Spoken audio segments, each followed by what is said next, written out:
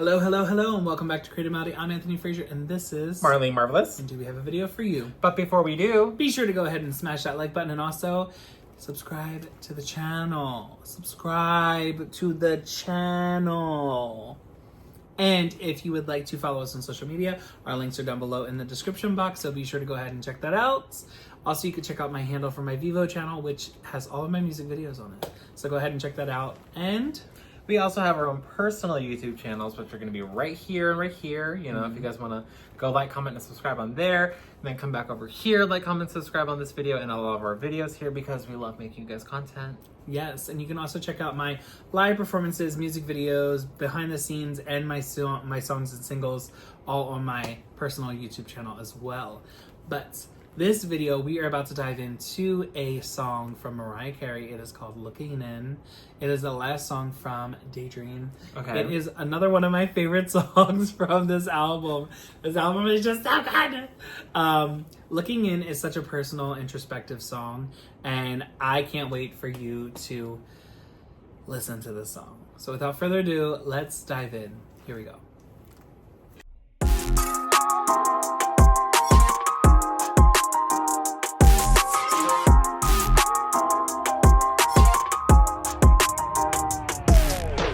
Till I feel the vibrations, I wanna give you vibrations.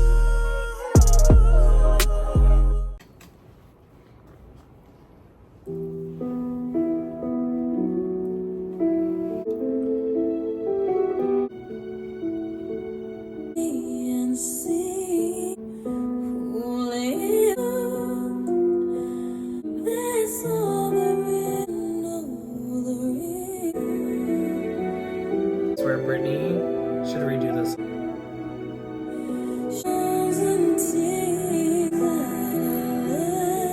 She dreams of ever being yours and hides herself and sleeps.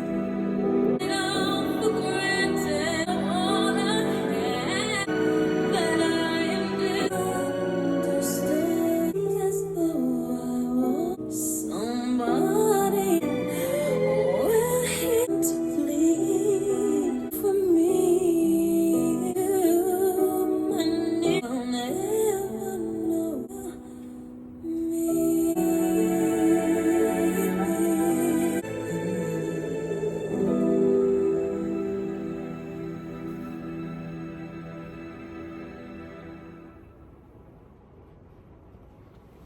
Imagine ending your album like this.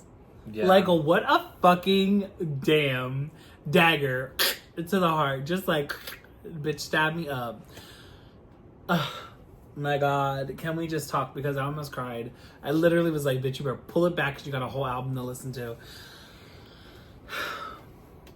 I relate to these lyrics so much, okay? Literally the opening line. You look at me and you see the girl.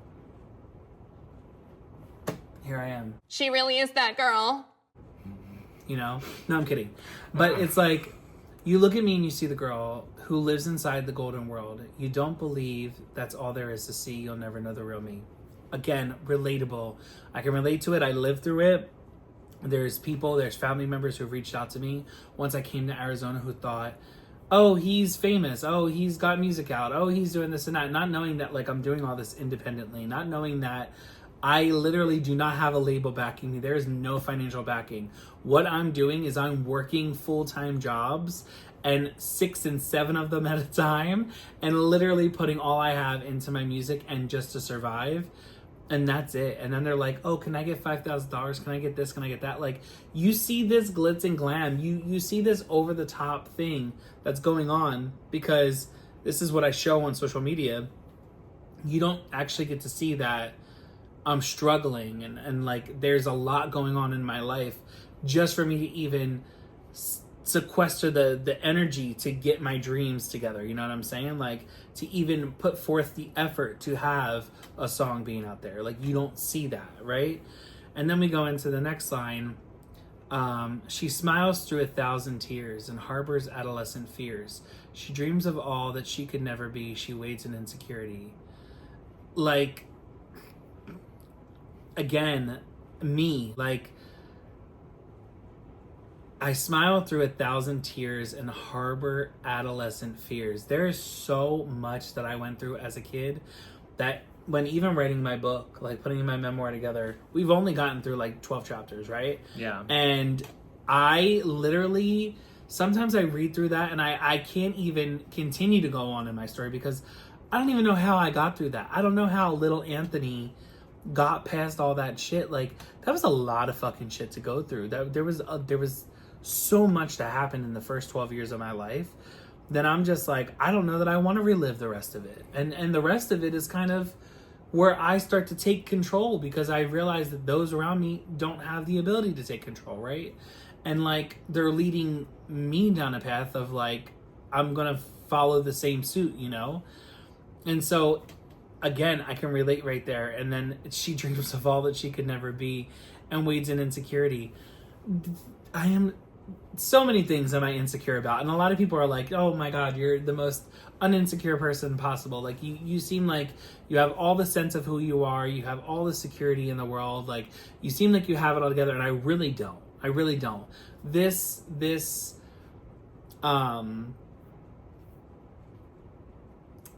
I wouldn't call it necessarily a facade, but this ability to be secure or like, I don't know, have the wherewithal to keep pushing forward or to keep doing or to feel a sense of empowerment within myself, this ability of this drive and this passion that I have, it comes from being the only thing that I could hope for. Fighting for my dreams is something that I'm just like, it's the thing that keeps me waking up every single morning. You know what I'm saying? Like, to live in a moment like this in my life, it's like, if I don't do this for myself, I am not going to feel any source of gratitude, you know, in what I've been able to do myself. Like, and I can't have done all this for absolutely nothing, right? There has to be an outcome of attaining my goals, right? And my dreams. So again, I can relate, right?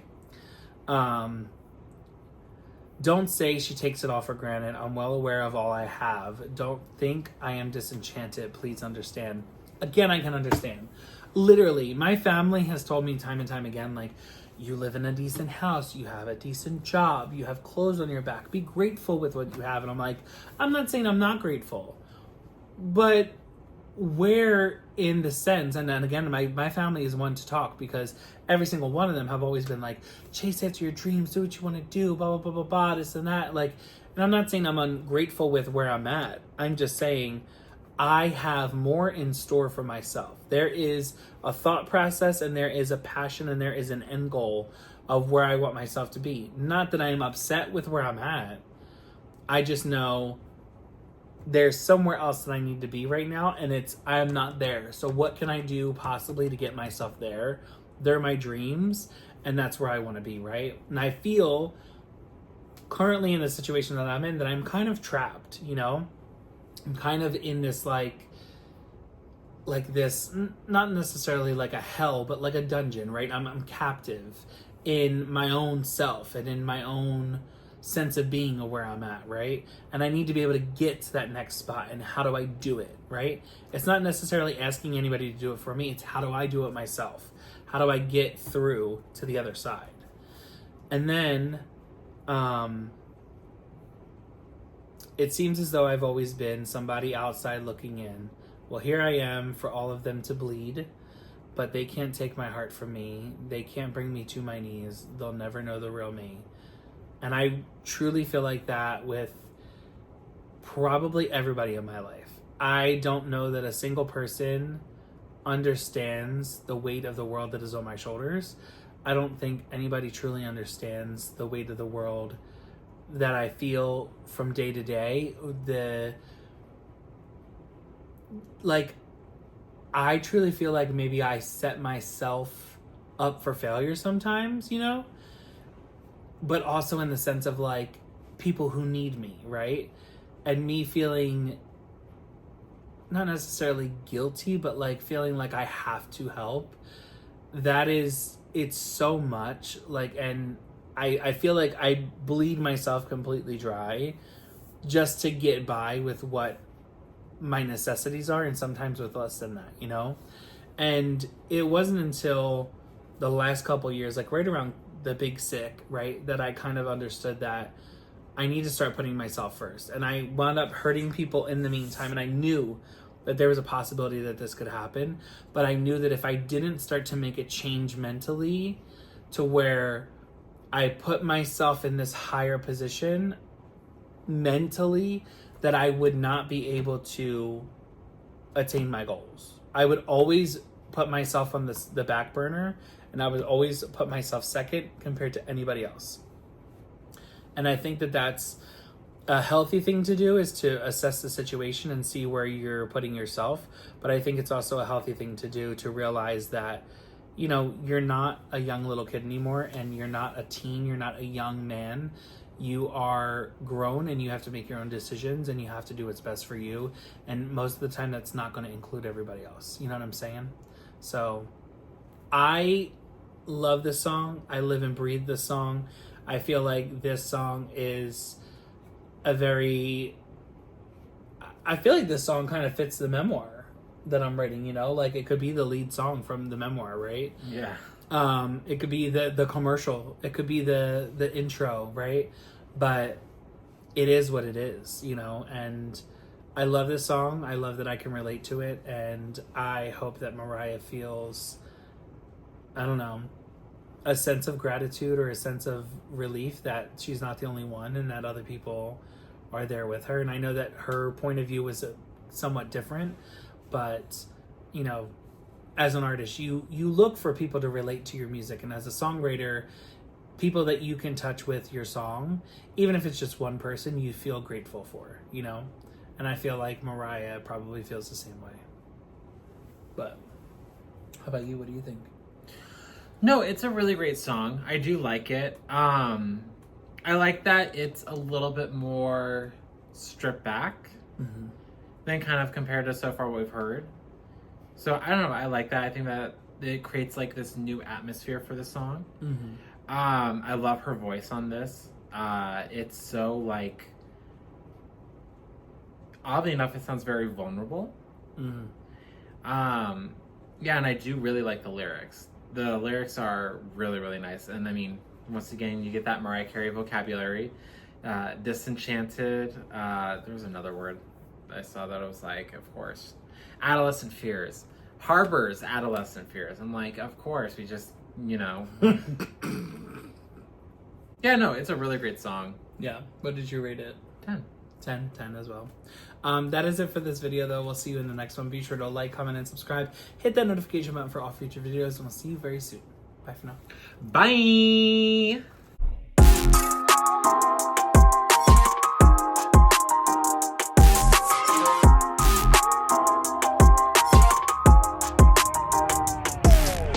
Until I feel the vibrations. Hey guys, thank you so much for watching our video. If you enjoyed it, why not go check out some other videos like the interviews and the unboxing videos? Oh, yeah. I forgot about those. Yeah, they're like down there, duh. Duh.